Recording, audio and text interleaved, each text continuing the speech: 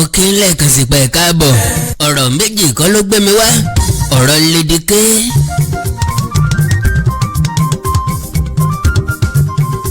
àti Mr. Noah Oyetunji tí àjọ DSS charge fún terrorism ẹ̀rín pọ̀ lórílẹ̀‐èdè Nàìjíríà. mo ti gbé nǹkan ìtìjú ń lọ lórílẹ̀‐èdè Nàìjíríà tẹ́nìkan kan ò sì sọ̀rọ̀ nípa rẹ̀. Yoruba is blind, deaf and dumb. ìran Yorùbá fọ́ lójú adìlétí.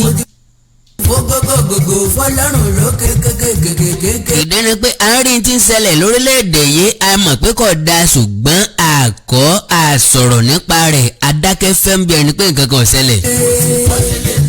sórí àpáta tátátátátá ibi títí tí jìjì ayé kò lè dédédédédédé ìgbà nananana lọ́kàn.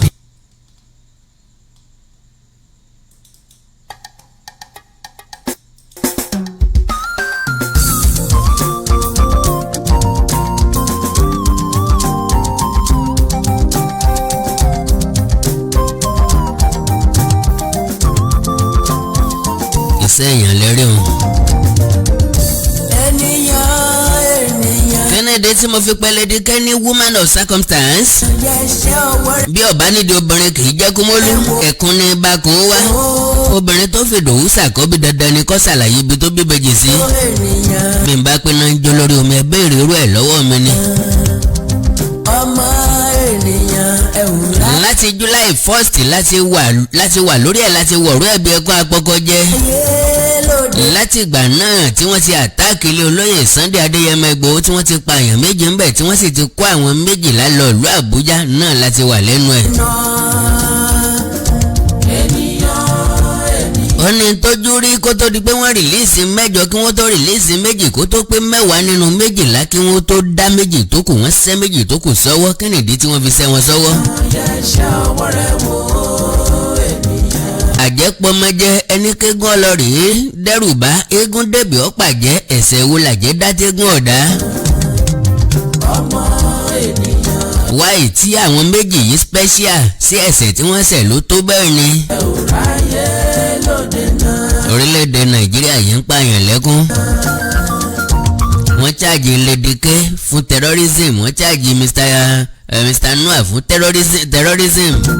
ngbà táwọn terrorist gan ojúlówó terrorist gan original terrorist gan àwọn terrorist sánsan táwọn ń gbé AK-47 kọrùn tí wọ́n yan káàkiri terrorist ń bẹ nínú senator terrorist ń bẹ nínú governors terrorist ń bẹ nínú àwọn ministers terrorist ń bẹ nínú òṣìṣẹ́ ìjọba wọ́n yan fanda.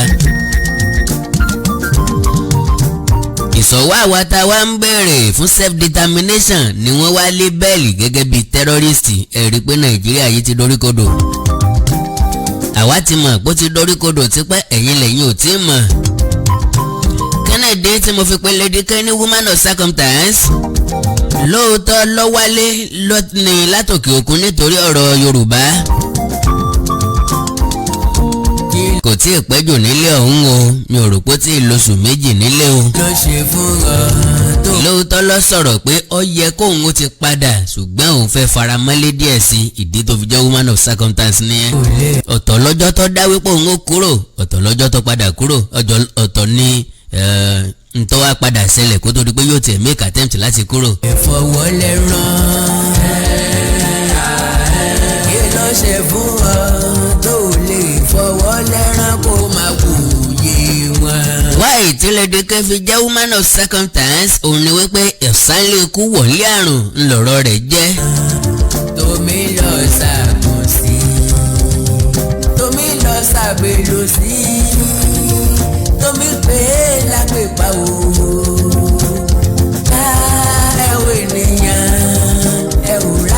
Number 1 ẹja TV ìsáná kíyèsí oògùn sẹ́mọ̀ wípé Ladyk sọ wípé ó ń lá àlá kan nígbà kan tẹ̀mí àkàndá náà fi against ẹ̀ tí mo fi takò.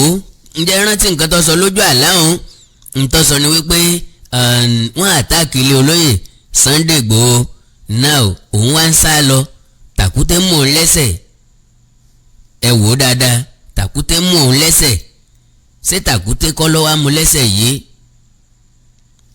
Kẹ́nẹ́dì kejì tó fi jẹ́ woman of circumstance because láàrin ìgbà tó wà nílé aláǹfààní láti sọ̀rọ̀ dáadáa nínú ẹ̀ ló ti ní òun ò nílò ju ọ̀sẹ̀ bíi 2-3 lọ tóun ó fi lọ.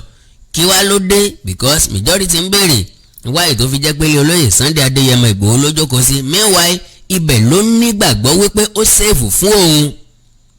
Wáyé kó tó di pé ó dé rárá làwọn kan ti ń dúnkokò mọ́ pé àwọn sẹ̀mí ẹ̀ níjàmbá. Gẹ́gẹ́ bí obìnrin ó ní láti bẹ̀rù. Ìdí nìyí tó fi rí gẹ́gẹ́ bí ẹni pé tó ń bá wà nílé olóyè Sunday Adéyẹmọ Ìgbòho kò sẹ́ni tí yọ láǹfààní àti fọwọ́ kan o. Wọ́n ń dúnkokò mọ́, wọ́n ń lérí ikú sí i. Ìdí nìyẹn tó fi wà ń bẹ̀. Kò ní nǹkan kan tí ń ṣe pàtó dàbí alára ń bẹ̀. Mo láǹfààní àti sọ fún ọ pé látàárọ̀ dálẹ́ Ladyk lè má jáde síta sí anybody. Inú yàrá tí wọ́n fún un náà ni yóò wà. Ṣé kìí wá ṣe woman of circumstance? Àkọ́kọ́ ọ̀rọ̀ àlá ẹ̀. Ìkejì àákò tó yẹ kó kò ní Nàìjíríà tí ó ti pé ó ti lé. Ṣùgbọ́n òun wo wípé ìjọ́ wo ló ń ti wálé kẹ́yìn, ìjọ́ wo ló ń mọ̀ tóun ó tún padà wálé kóun ó faramọ́lé díẹ̀ sí i ló jẹ́ kí kinní yọ̀ bá nílé. Now ìjọba location 9 ìjọba location 419 wọ́n wá ní wọ́n charge Ladyk fún terrorism. Number 1, ṣé terrorist ní Ladyk? No. Ẹ rí i pé tẹ́ bá wo dáadáa máa rí i pé àjọ DSS ọmọ nǹkan tí wọ́n ń ṣe. Ohun tí wọ́n mọ̀ ni wípé dandan ni káwọn ó mú èèyàn kan tàbí méjì dúró káwọn charge wọn sílé ẹjọ́. Because àwọn lọ rédè ilé olóyè Sunday Igboho ní July 1st. Àwọn wá kọ̀yàn 12 ń bẹ̀. Àwọn ò tètè rìlíìsì wọn. Ẹnu pọ̀ àwọn èèyàn sọ̀rọ̀ àlùfàǹsá, àwọn èèyàn fòfin gbé wọn dè, ilé ẹjọ́ rìlíìsì wọn, ilé ẹjọ́ ní kí wọ́n fi wọ́n lẹ̀, wọ́n kọ̀ wọn ò fi wọ́n lẹ̀. Ẹnu pọ̀ lára wọn. Sáwọn wá yọ̀ǹda gbogbo méjèèjì lábẹ́ náà ni.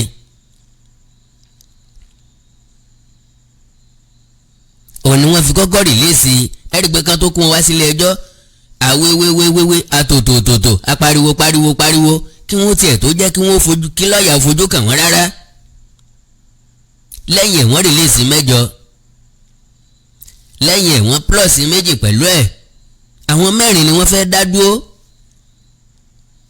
Ṣùgbọ́n nítorí wípé agbẹjọ́rò wa Pẹ̀lúmi Ọlájẹ́ngbèsì ó jẹ́ni tó jẹ́ ọ̀jọ̀gbọ́n nínú ìmọ̀ òfin.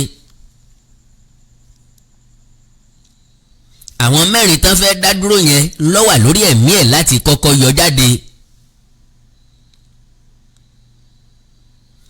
Ṣùgbọ́n àjọ DSS wọ́n fi tìpátìkókù mú 2 lẹ́nu wọn, wọ́n rìlíìsì 2. Àwọn 2 nínú àwọn 4 tójú wà lára wọn, wọ́n ti bá àwọn 8 jáde tẹ́lẹ̀.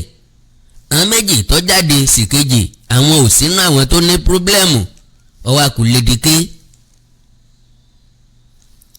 àti ẹnì kejì ẹ̀yìn Noah Oyètúnjí. Tẹ̀yìn bá charge ro Ladyk fún terrorism, ẹ rí i pé orí òǹtọ̀ ń wò pé kó tó sọ jáde. Ó yẹ kẹ́yìn náà mọ̀ pé òǹtọ̀ ò ní làákàyè kó tó sọ jáde. Because ẹ jẹ́ á bèrè lọ́wọ́ ara wa, ìbọn ni Ladyk gbé dání ni, ìbọn ló lẹ́yìn ni, àbí bọ́ǹbù ló mú dání tí ń jù, àbí ibo ló ti jáde tó pé ọ̀yá gidigbo ẹja lọ ojú ogun là ń lọ, èrò ọjà paramọ́, ẹja lọ dábírú, ẹja lọ dábẹ́rú. Ọjọ́ wo lọ jáde débẹ̀?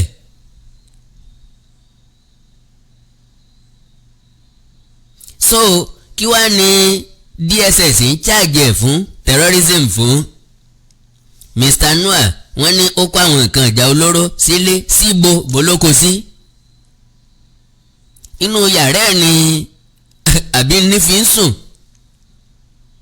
Ẹ̀wọ̀n ní Ladyk ó ń lo Facebook page ẹ̀, Facebook platform ẹ̀ láti pè fún láti support terrorism lọ́nà wo, lọ́jọ́ wo, nígbà wo, láàkó wo. Mẹ́wàá àwọn terrorist gangan wọ́n ń ṣe fàájì wọn, wọ́n ń bá láìfù wọn lọ, ẹnìkan kò yẹ̀ wọ́n lọ́wọ́ ẹ̀ wò.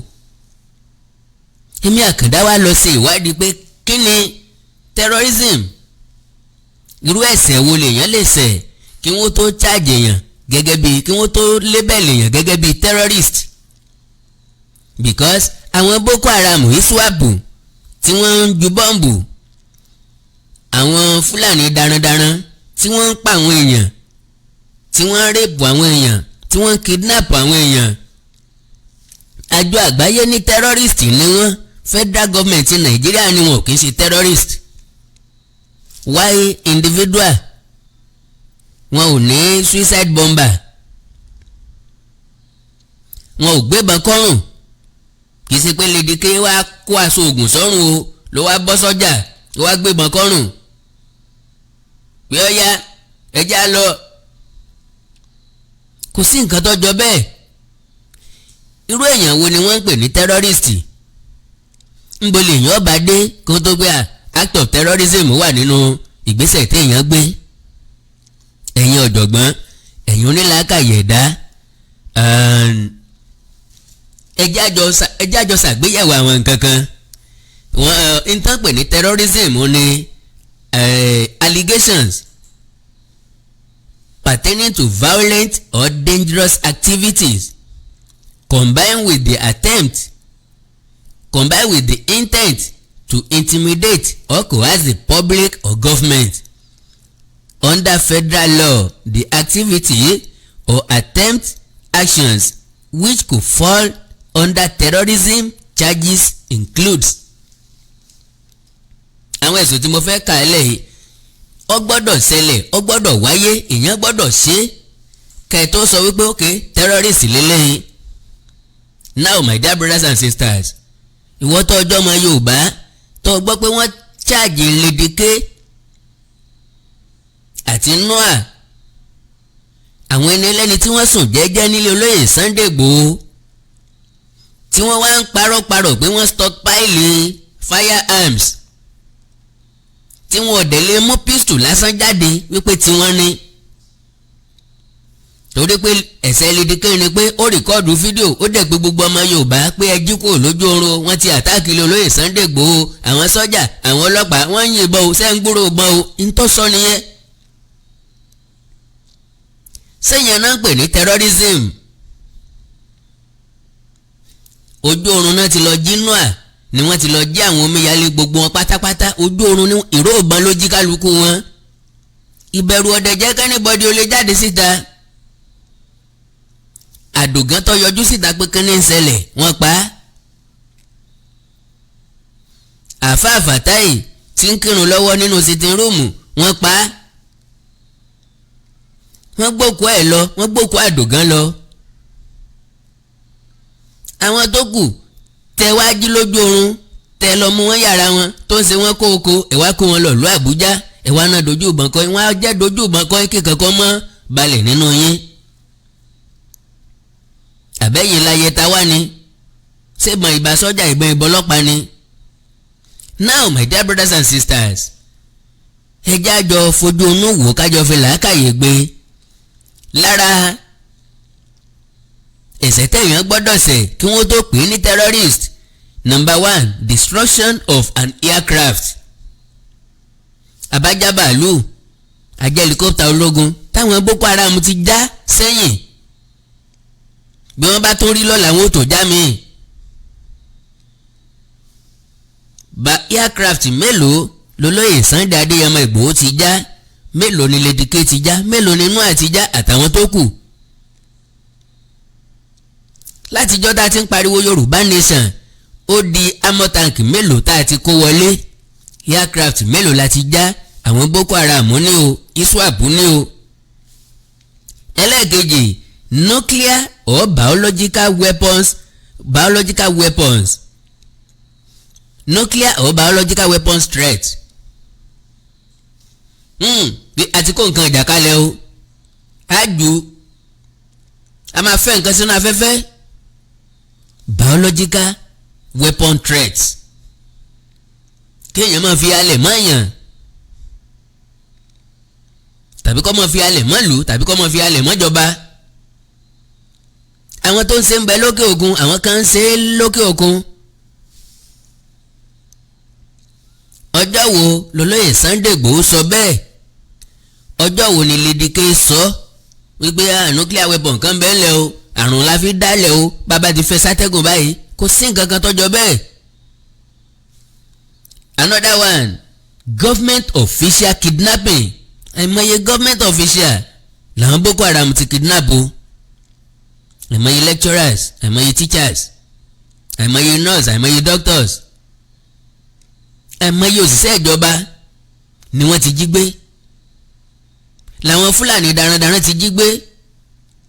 Still wọn ò kì í ṣe terrorist. Ṣùgbọ́n Ladyk tí ń sọ̀rọ̀ lórí Facebook ó lè jẹ́ terrorist. Noah tí ń tẹ̀lé olóyè Sunday Igboho jẹ́jẹ́ ó lè jẹ́ terrorist. Meanwhile ìrẹ́ dákẹ́ àwọn dákẹ́ ẹnìkankan nu yín ọ̀sọ̀rọ̀ ẹ mọ̀ wípé ó lè padà kẹ̀yìn náà lọ́la. Kí wọ́n wé tí kìí ṣe ti mọ̀ ẹ́ lẹ́sẹ̀ how you feel. Ó tún gbókan ọ̀rẹ́ ọ̀wá mọ̀ wípé gbogbo wa níjọ ń pa. Ọ̀rẹ́ mi lójú ti ojú òtì mi gbogbo aláláì ní tìjú. Ìtọ́ bá kọ́lá wọlé a máa bá kọ́rọ̀ díngbà míì ntí ń ṣẹlẹ̀ ń bájẹ́ lè sọmẹ́. Àrùn tó ń sogójì a máa sọ ọ́ dúnrún lọ́pọ̀lọpọ̀ ìgbà. Ẹni tí ò tí kú ó tí màrùn tí yọ́ pa ń ó lè má tí kàn fámìlì ẹ̀ lónìí ó lè má tí kàn wọ́n gangan lónìí. Ṣùgbọ́n ìyànjẹ tí ń lọ ní Nàìjíríà tó ń fojú fòun yọ́ padà kàn ọ́ lọ́la. Má ìwúlẹ̀ sàmì ó dájú ni because àwa tó ń wò gẹ́gẹ́ bí ẹni pọ́lọ́ ń mú ẹ tàbí wọn ò tí ì mú wa tán yìí àwa ló dàbí ẹni pé ajé advocate ajé agbẹnusọ fún àwọn tí ò lẹ́nu tàbí tóun ò dókè ńgbà táwa nígbàgbọ́ pé òun ti wá dókè. Ìwọ́dẹ̀ wa ń wò ó gẹ́gẹ́ bí ẹni pé ń tá a jẹ lóyó wa ibi abábọ̀rọ̀ ara wa dé abara wa ń bẹ̀ kò sí wàhálà. Jámọ̀ bá nìṣó ìtàn ṣàkọọ́lẹ̀ rẹ̀. Now arson or bombing property. Yes. No. Government employee assassination. Ìtọ́tẹ̀lẹ́nu. Government employees assassination. Ṣé ẹ gbọ́ ẹ rántí pé wọ́n pa Major General? Ṣé wọ́n èso òṣìṣẹ́ ìjọba? Òṣìṣẹ́ tèmi ni wọ́n àbí? Wọ́n wọ Nigeria Defence Academy. Wọ́n pa sọ́jà ń bẹ̀. Wọ́n gbé méjọ̀ kan lọ wọ́n pa wọ́n gé kélekèle. Wọn ò dẹ̀ tí ì di terrorist ìjọba ò dẹ̀ kéde wọn as terrorist. Ṣùgbọ́n DSS ń kéde Ladyk tó ń sọ̀rọ̀ lórí Facebook lásán. Ẹ̀tọ́ ẹgbẹ́ tó bá wà too emotional nígbà míì yóò máa sunkún ni. Bá a ṣe sọ̀rọ̀ tó tá drag ẹ̀ tó lórí Facebook kó tó di pọ́ wálé ìjọ tó ti wálé láti dọ́mọ ìyá ọmọ bàbá. Tí là ń tẹ̀léra wá káàkiri bí olóògbòrò. Èkìtì ní Ìbàdàn ní Gàngán ní àti bẹ́ẹ̀ bẹ́ẹ̀ lọ. Inú kan ló ní.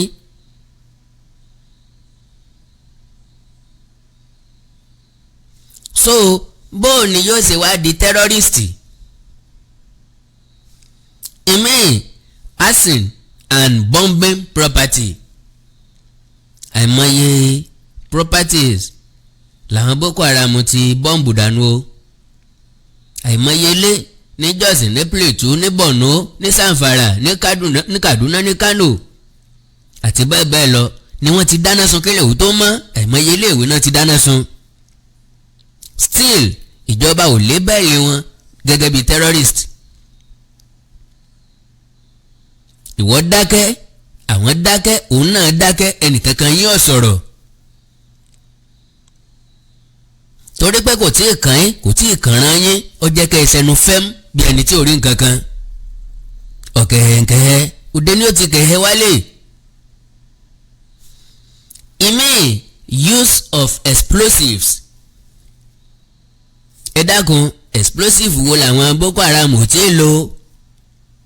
Ṣẹlẹ̀ tí wọ́n ń dì mọ́ra àwọn ọmọ tó bá fẹ́ fi ṣe suicide bomber ni àbẹ́lẹ̀ tí wọ́n ń yìn pẹ̀lú mọ́tò àbẹ́lẹ̀ tí wọ́n kàn lọ jù síbi kan tí ó explode. Yàyà park kí ló ṣẹlẹ̀ ń bẹ explosion kọ́ nìyẹn ni. káàkiri ló ti ń dún. síbẹ̀ gọ́ọ̀mẹ̀ntì ò lébẹ̀lì wọn gẹ́gẹ́ bíi terrorist. bọ́ǹbù wo àbí explosive materials wo lọ́wọ́ Ladyk náà bá lọ́wọ́ noah ni wọ́n rí ilé olóyè Sunday Adéyẹmọ Ìgbòho ńgbà tí wọ́n wọ bẹ̀. bóò ni wọ́n sì wá di terrorist kí wá ni wọ́n stockpile.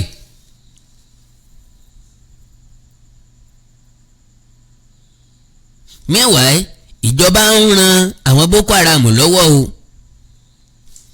wọ́n fi Fúlàní daran sọ wá di ẹrú ẹlẹ́ẹ̀kejì, wọ́n fi ń ṣòwò ẹrú ẹlẹ́ẹ̀kejì.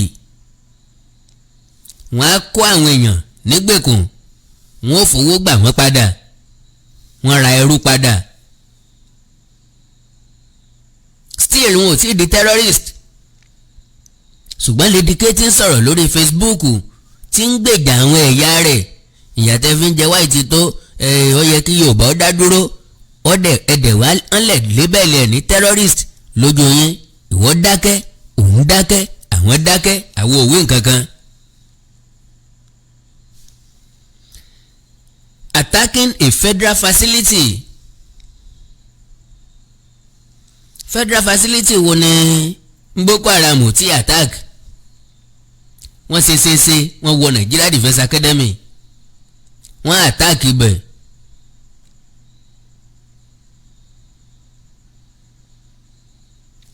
because a sọ fún ẹ ní gbogbo ìgbà nígbèjọba tí ń bẹ lóde kò lérò méjì ju kó sọ Nàìjíríà di ẹlẹ́sìn kan lọ, ọ gbàgbọ́. ṣùgbọ́n mo láǹfààní àti sọ fún ọ bóyá àwọn náà ti gbọ́ bóyá ò tí ì gbọ́ pé every blessed Friday ní gbogbo ọjọ́ Jímọ̀ ni wọ́n máa ń ṣílẹ̀kùn gbogbo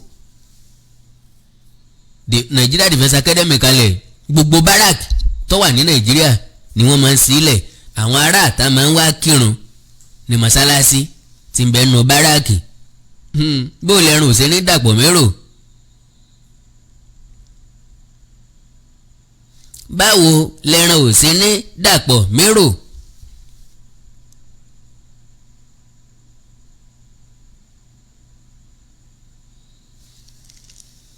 civilian wọn ò rí mosque láti kírun jímọ̀ tinú báràkì ni wọ́n máa sílẹ̀ every Friday. kò dẹ̀sẹ̀ tí sílẹ̀ bẹ́ẹ̀ lọ́jọ́ Sunday pé káwọn èèyàn wá jọ́sìn nínú báràkì o.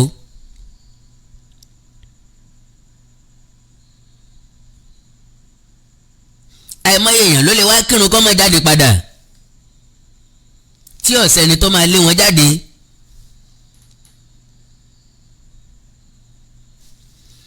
Another point,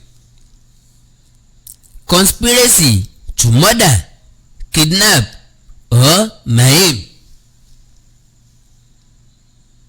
Yes, àìmọye èèyàn làwọn Boko Haram ti pa. èèyàn mélòó wá ní Ladyk ti conspired pẹ̀lẹ́ nìkan láti parí? so lè dádì ẹ̀ pa. èèyàn mélòó nínú àti parí?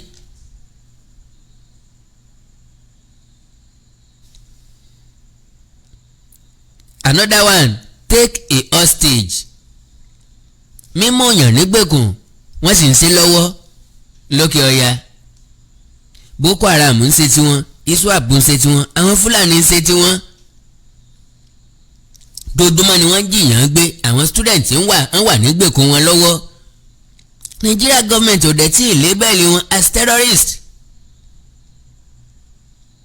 ṣùgbọ́n ẹni tí ń sọ̀rọ̀ lórí Facebook, lórí YouTube, òun lè di terrorist. ìwọ lè dákẹ́, òun lè dákẹ́, àwọn lè dákẹ́, àwa lè panu mọ́ láìwé nǹkan kan. ìmíì, attack on trains or mass transit. wọ́n lè mọ attack nínú train o, ṣùgbọ́n mass transit yẹn ó ti rí pé kò lóǹkà lọ́nà rẹ̀, lọ́nà Benin, lọ́nà Àbújá, lọ́nà Lọ́kọ́já.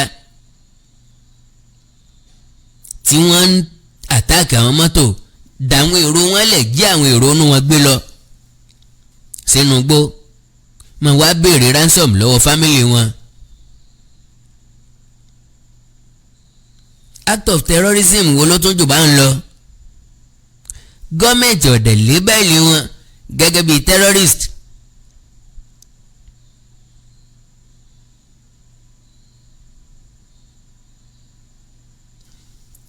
ọ̀wá ni Yorùbá ò fọ́ lójú, Yorùbá ò di létí. ṣé bá a sì máa bá lọ nìyí?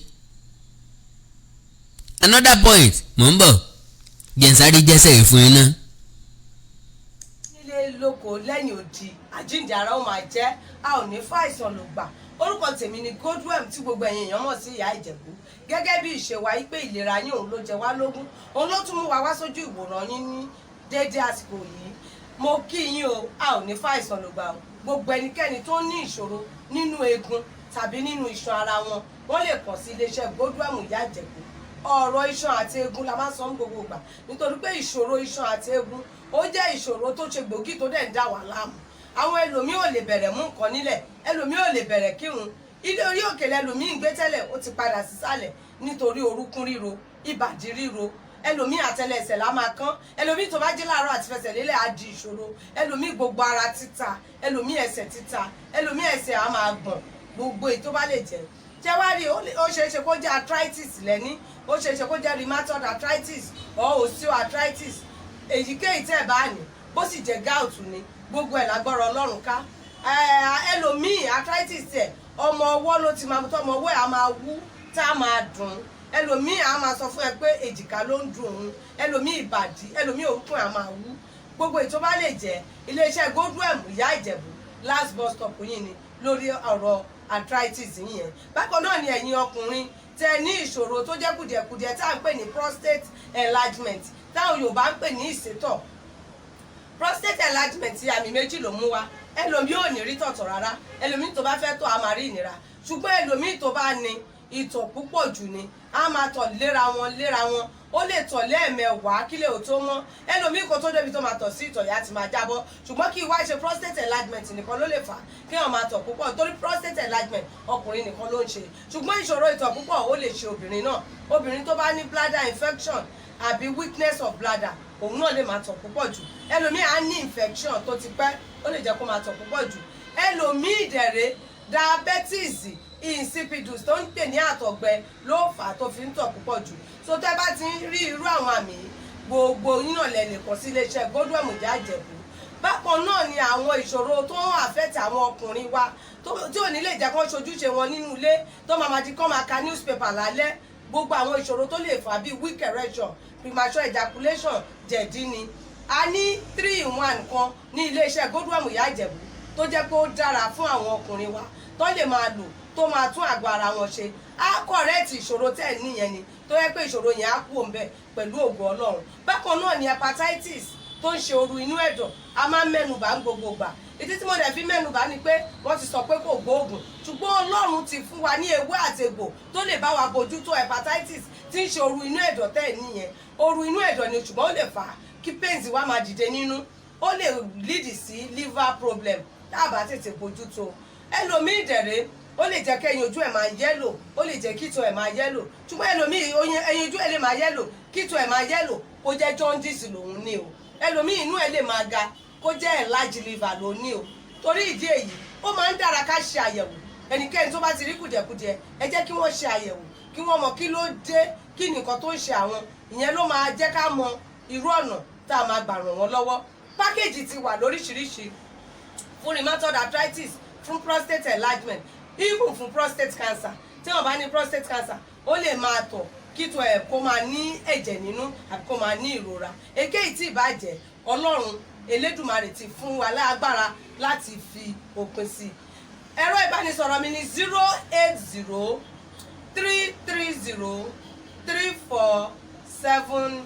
08033034777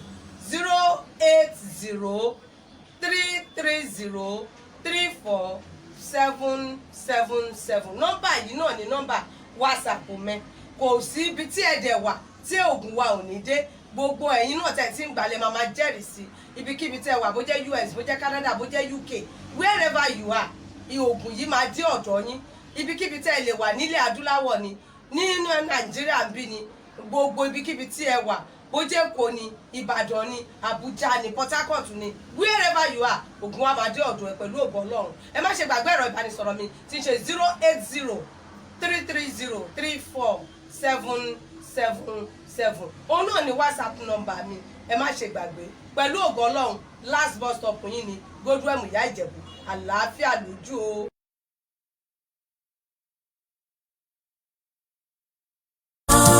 ènìyàn yẹ ṣe ọwọ́ rẹ̀ wò ènìyàn ọmọ ènìyàn ẹ ò ráyè lóde náà.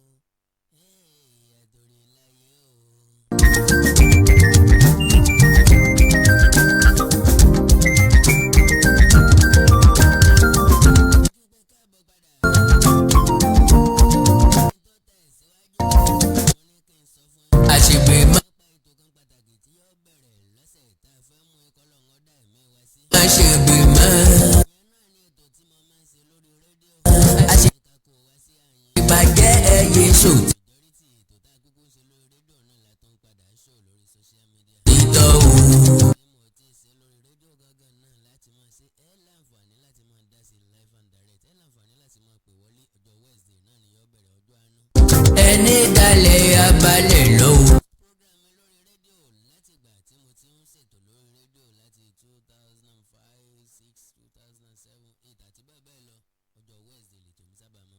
ẹwọ ènìyàn ẹwọ ènìyàn ẹwùráyé lóde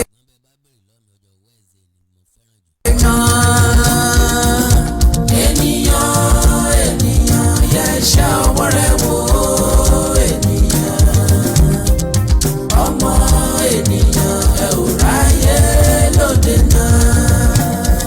bọ́mọdé ṣubú àwòwájú bàbá bá sùn. ẹ jẹ́ kí n kí pé káàbọ̀ padà kí n tó tẹ̀síwájú ẹ jẹ́ kí n sáré sọ̀rọ̀ nípa ètò kan pàtàkì tí mo fẹ́ bẹ̀rẹ̀ láìpẹ́ rárá. ìyẹn lẹ́tọ̀ tí mo máa ń ṣe lórí rédíò tẹ́lẹ̀ ńgbà tí mo sì wà lórí afẹ́fẹ́ lórí rédíò. àrà ọ̀tún náà lẹ́tọ̀ ọ̀hún jẹ́. pẹ̀lú ògo Ọlọ́run yóò bẹ̀rẹ̀ lọ́jọ́ Wednesday ẹ̀kọ́ àmítíbà mi ẹ̀kọ́ àmójúbà mi. ìdí ẹni pé púpọ̀ àwọn ètò tá à ń ṣe lórí rédíò náà la tún ń ṣò lórí social media wáyé tá àkókò ṣe lórí bíbá bá a ti ń ṣe gangan bá a ti ń ṣètò lórí rédíò. ènìyàn yẹ ṣe ọwọ́ rẹ̀ wò ẹ mọ̀ wípé n ò disappoint yín rí pẹ̀lú ògo Ọlọ́run ní disappoint yín. látìgbà tí mo ti ń ṣètò lórí rédíò ọjọ́ Wednesday ni mo fẹ́ràn jù láti máa ṣètò. tàbá kà á sẹ́yìn láti bí 2005 2006 7 8 9 10 àti bẹ́ẹ̀ bẹ́ẹ̀ lọ tí mo sì wà lórí rédíò dáadáa. ọjọ́ Wednesday ni mo máa ń fẹ́ kí program yẹn bọ́ sí. àtọ́jọ́ ajé Monday ṣùgbọ́n mo mọ̀ pé lọ́jọ́ ajé ẹ máa fẹ́ bísí pẹ̀lú business yẹn máa fẹ́ bísí lẹ́nu iṣẹ́ ẹ̀jẹ̀ á sùn sí Wednesday ká lè gbádùn ara wa dáadáa. mo ti ṣètò lọ́jọ́ Tuesday rí lọ́jọ́ Thursday rí mo dẹ̀ ti ṣètò lọ́jọ́ Saturday rí.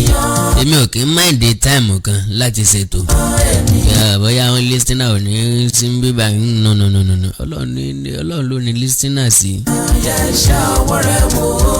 so lágbára Ọlọ́run pẹ̀lú ògo Ọlọ́run lọ́jọ́ Wednesday á bẹ̀rẹ̀ àárọ̀ láàfin sí aago 11 àárọ̀ àbí time wo lẹ́yìn rò pé ó yẹ ká fi sí ẹjẹ́ ń rí ní comment section time wo lẹ fẹ́ ká fi sí lọ́jọ́ Wednesday ni àbí lọ́jọ́ Monday àbí lọ́jọ́ Tuesday èwo lẹ tí ó sì ń bẹ jẹ́ ń tiẹ̀ gbọ́ òpinnu ẹ̀yin èèyàn mi. ìbò láàdìo ìbò tó bá ti pọ̀ jùlọ náà ni màá tẹ̀lé o. kò sí táìmù tẹ́ ẹ fẹ́ kémi ọ wá sóde tí n ò lè ṣètò. ó kàn jẹ́ pé entertainment program ni àárọ̀ ni yóò dáa fún un. lóòótọ́ a fi nǹkan kan lẹ̀ fún nǹkan kan lọ́jọ́ náà ni o. adẹ̀lẹ̀ sún sí bí aago 11 sí 12 tàbí aago 12 sí aago 1 tàbí aago 1 sí aago 2 mi ò mind, tàbí bó bá dẹ̀ jẹ́ rọ̀lẹ́ lẹ́fẹ́ bọ́dẹ̀ jẹ́ àṣálẹ́ irú eléyìí náà ni kò sí problem. ènìyàn yẹ ṣe ọwọ́ rẹ̀ wò. bákan náà ni kí n tó sọ majority àwọn èèyàn kọ̀ọ̀kan tí ń bá pàdé lórí Facebook lórí YouTube yẹn Ìtú Bàbá Ìta. Olúgbénga Adébóyè Àbẹ̀fẹ́ jẹ́ngbé tí ẹ lè fún ẹ tán kọ́lọ̀ wọn dẹrẹ̀ fẹ́yàn rẹ̀ ó ní originator Ìtú Bàbá Ìta o ẹ má sì mí gbọ́ òun gangan ló ní Ìtú Bàbá Ìta o.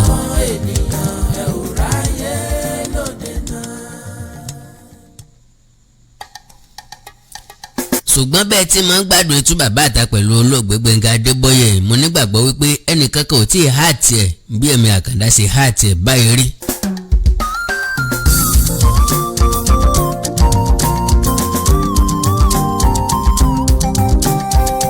ìyẹn ni pé ẹnìkan kan ò tí ì ṣe é níṣe sinimá níṣe eré ọlọ́sẹ̀ 13 bí Ẹ̀mí Àkàndá ṣe ń há tiẹ̀.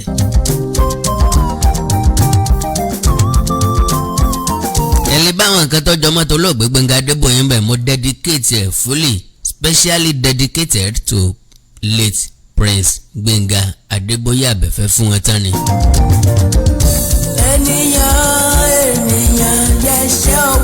I can do something different or something similar ṣùgbọ́n n ò fẹ́ kórúkọ olóògbé Gbénga Adébóyè ó parun. lóòótọ́ olóògbé ti ṣiṣẹ́ lẹ̀ torúkọ òfin ní parí láìlẹ́ ọ̀bọ̀ tí mo fẹ́ kẹ́ ẹ máa rántí wọn náà lẹ́ẹ̀kọ̀ọ̀kan. ènìyàn ọmọ ènìyàn ẹ ò ráyé lóde náà. nínú ẹ̀ náà lẹ́ẹ̀tì bá mi pàdé as Akérékorò versus Tani versus Bàbá Ìjẹ̀ṣà. ẹ̀kú etígbọ̀ ẹ̀kú ojú lọ́nà. bẹ́ẹ̀ bá fẹ́ wò ẹ máa lọ sórí YouTube ó ti wà ní The Troublemakers náà lórúkọ YouTube channel on The Troublemakers. ọmọ ènìyàn ẹ ò ráyé lóde náà. ó lè mọ̀ wípé lóòótọ́ làkàndọ̀rọ̀ Awíkonko wà versatile kò síbi tí n ò lè yà sí actor ni mí comedian ni mí activist ni mí àti bẹ́ẹ̀ bẹ́ẹ̀ lọ akéwì ni mí àti bẹ́ẹ̀ bẹ́ẹ̀ lọ. kọ̀dẹ̀ sí eléyìí tí mo ṣe tẹ́lẹ̀ pè mí ní àsáwọ̀ ń bẹ̀ ẹ̀ kàn yà sọ wípé kí n dọ́bù ọ́sùn mi nìyẹn ni pé kí n fi kún ìgbìyànjú mi n ó dẹ̀ fi kún. so láì dènà pẹ̀lú láì fàsìkò ṣòfò lórí yẹn ẹ kó ojúlọ́nà fún ètò mi tí ń bọ̀ lọ́nà àrà ọ̀tún bákan náà ẹ kó gbádùn Ìtú Bàbá Ìta episode 1 episode 2 ti jáde ẹ rí link ẹ lórí Facebook page mi tẹ́ wà yìí bákan náà lè máa rí lórí YouTube The Troublemakers àwọn eré orí ìtàgé mi àbí àwọn sinimá àgbéléwò mi ń bọ̀ lọ́nà eré ọlọ́sẹ̀ 13 ni kí la pé kọ̀rọ̀ ayé ò ní fi wá sí kọ̀rọ̀ ayé. gẹ́gẹ́ bí tí mo ń bá bọ̀ kí wọ́n tó lè táàgì yàn gẹ́gẹ́ bí terrorist kí wọ́n tó lè pé terrorist lẹ́nu yìí lélẹ́yìí tọ́jẹ́ wípé Ladyk lọ́wọ́ kò lẹ́sẹ̀ nínú kankan bẹ̀ bákan náà ni Noah àtàwọn tó kù tí wọ́n fi ilẹ̀ wọn ò lọ́wọ́ wọn ò lẹ́sẹ̀ nínú kankan bẹ̀. kí ló ṣe fún ọ. a ti sọ̀rọ̀ nípa attacks on train or mass transit. tó lè fọwọ́ lẹ́rọ. a ti sọ̀rọ̀ nípa weapons of mass destruction. ìyẹn náà ni pé àwọn nǹkan ìjà olóró tó lè ba ọ̀pọ̀lọpọ̀ nǹkan jẹ́ lẹ́ẹ̀kan ṣoṣo. àwọn nǹkan ìjà olóró tó lè ba ọ̀pọ̀lọpọ̀ nǹkan jẹ́ lẹ́ẹ̀kan ṣoṣo. à ń sọ̀rọ̀ nípa mísáìlì àti bẹ́ẹ̀ bẹ́ẹ̀ lọ. gbogbo àwọn wọ̀nyí náà ló wà lọ́wọ́ Boko Haram ló wà lọ́wọ́ ISWAP gbogbo ẹ̀ làwọn Fúlàní darandaran ní lọ́wọ́ níbo orí fídíò wọn bí tán ti ń ṣàjọyọ̀ òrírúfẹ́ ammunition tí ń bẹ lọ́wọ́ wọn síbẹ̀ ìjọba Nàìjíríà ò táàgì wọn gẹ́gẹ́ bí terrorist wọn ò dẹ̀ rí wọn gẹ́gẹ́ bí adàlóró. Another thing òun náà ni harboring terrorist now ìjọba ń rábọ̀ àwọn Boko Haram àwọn gómìnà ń kọ́fà wọn àwọn ministers wọ́n sponsor wọn wọ́n ń kọ́fà wọn àwọn ọba aládé wọ́n àbọ̀ wọn, wọ́n ń cover wọn, wọ́n ń protect wọn lókè ọ̀yà. Sheikh Gumi ó ń àbọ̀ wọn, ó ń protect wọn because ó láǹfààní àti wọlé tọ̀ wọ́n kọ́ dẹ̀ jẹ́ sọ fún ìjọba pé ibi tán wà rí.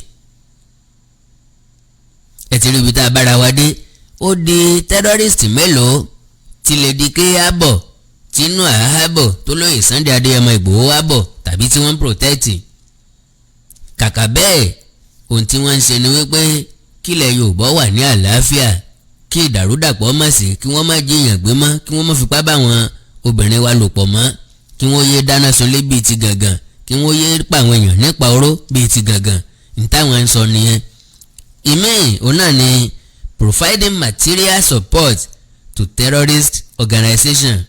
Lélẹ́yìí táìmọye ministers ń ṣe, táìmọye senators ń ṣe, táìmọye governors ní Nàìjíríà tí wọ́n ṣe, nílé tíjọba àpapọ̀ gangan fúnra lára wọn ń ṣe. Because bẹ́ẹ̀ bá gbàgbé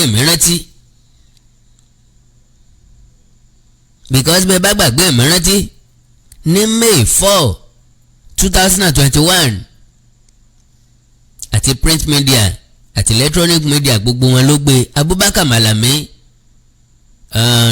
Attorney General of the Federation, ó kéde, ó ní àwọn ti mú àwọn kan more than 400 people táwọn furasí wípé àwọn ni wọ́n ń ran àwọn onísùnmọ̀mí lọ́wọ́, àwọn náà ń ran àwọn adàlúrú lọ́wọ́.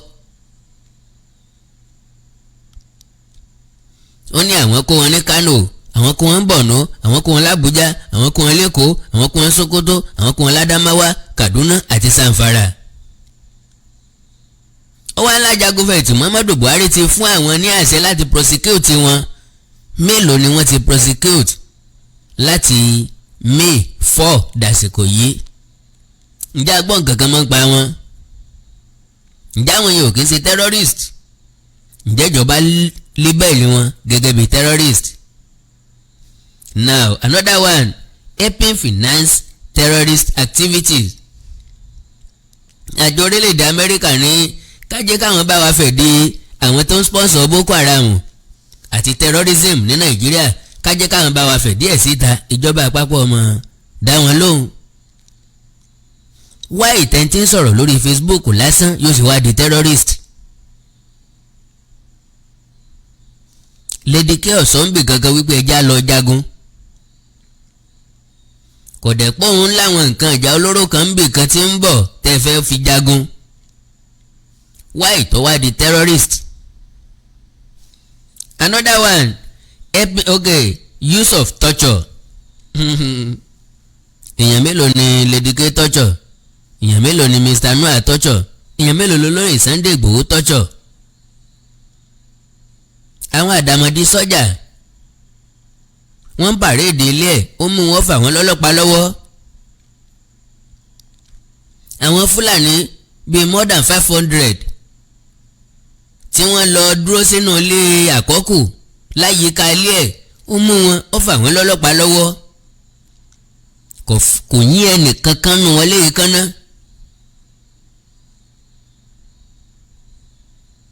Kò fọwọ́ kàn wọ́n, kò tọ́jọ́ wọn. Àwọn Boko Haram, Iswabu, tí wọn ò bá pààyàn tán bá mú onútọ̀ wọn fọwọ́ bàtẹ́ ọrùn. Ẹ wá àwọn Fúlàní darandaran, ẹ wá àwọn ọmọléèwé tí wọ́n kidnap lẹ́nu ọjọ́ mẹ́ta yìí. Ẹ wo bá ṣe ń dá wọn dọ̀bálẹ̀ kó wọn nípa tiẹ̀. Táwọn géńdé Ọlọ́run tí wọ́n ń sunkún mẹ́ẹ̀ bí ọmọdé. Wọ́n ń nà wọ́n tí gbogbo ara wọn bó fẹ́lẹ́fẹ́lẹ́. Ṣé bẹ́yìn náà bá wọn fídíò yẹn pàdé? Kò sẹ́lò lórí amóhùnmáwòrán ni àbá pm ní mẹ́ni ẹ̀ lórí fóònù mi. Síbẹ̀ ìjọba ò rí wọn gẹ́gẹ́ bí terrorist. Another one, bombing public places. àti sọ something similar lẹ́ẹ̀kan. Nuclear sabotage. àti sọ nípa ìlẹ́ẹ̀kan. Assaulting a member of flight crew. Àwọn ò tí ì gbé tí wọ́n dẹnu pléènì. Destroying a gas pipeline. Kí lọ́kàn Ladyk pẹ̀lú yẹn? And other criminal violations. Nínú gbogbo nǹkan tí mo kà á lẹ̀ yìí, Ladyk ò lọ́wọ́ kò lẹ́sẹ̀ nínú kankan bẹ́ẹ̀. tó bá rí ìbọn rí bóyá nínú fíìmù ni mo láǹfààní àti sọ bẹ́ẹ̀ bó bá rí ìbọn rí o bóyá nínú fíìmù ni àtúnfi tó bá rí lọ́wọ́ àwọn ọlọ́pàá tàbí sọ́jà tán gbé dání.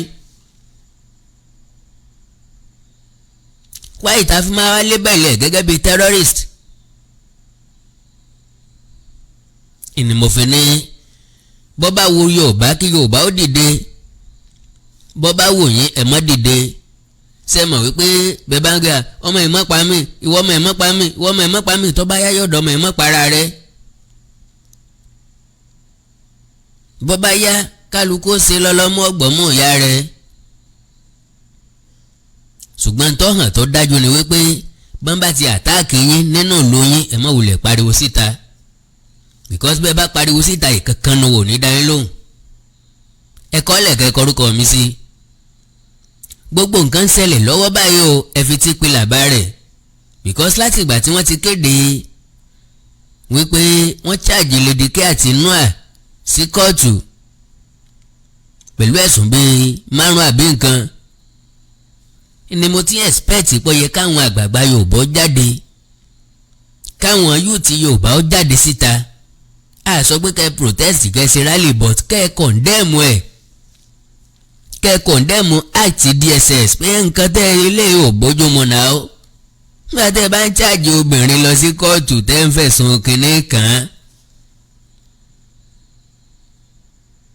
ìsáfẹ́ fìyà jẹ́ torí pé òun lọ jẹ́ káyé ọmọ wípé ẹ̀yin lẹ wọlé olóyè Sunday Igboho because possibility ń bẹ kó jẹ́ pé máa pa gbogbo àwọn méjèèjì láyé dànù ni kálẹ̀ nìkan kò sọ pé ẹ̀yin lẹ wá ká ní gbogbo àgbáyé ò ti rí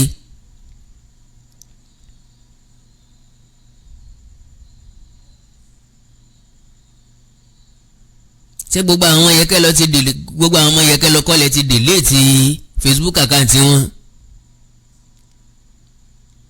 nǹkan lè ti clear gbogbo contact wọn.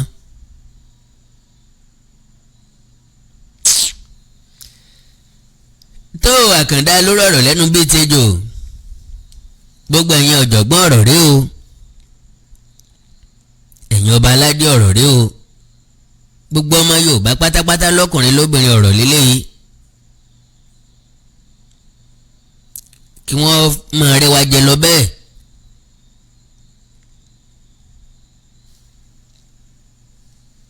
kí wọ́n máa yàn wá jẹ lọ bẹ́ẹ̀ àwọn tí wọ́n fẹ́ gbalẹ̀ yín ọ̀mọ̀ dákẹ́ Ṣéèkì Gúnmi lọ sílùú Ìgbòho kí ni wá kiri ọlọ́sàmí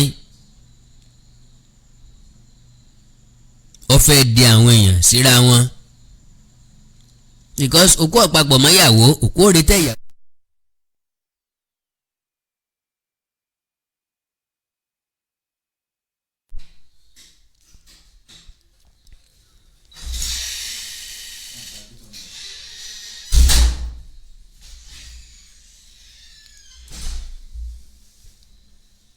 because òkú ọ̀pápọ̀ mọ́yàwó òkú òrè tẹ̀ ìyàwó gbà ṣọ́ọ̀ṣì lọ ni.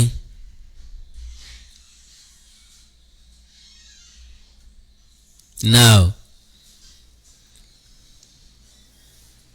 ntọ́hàn tó dájú òun náà ni wípé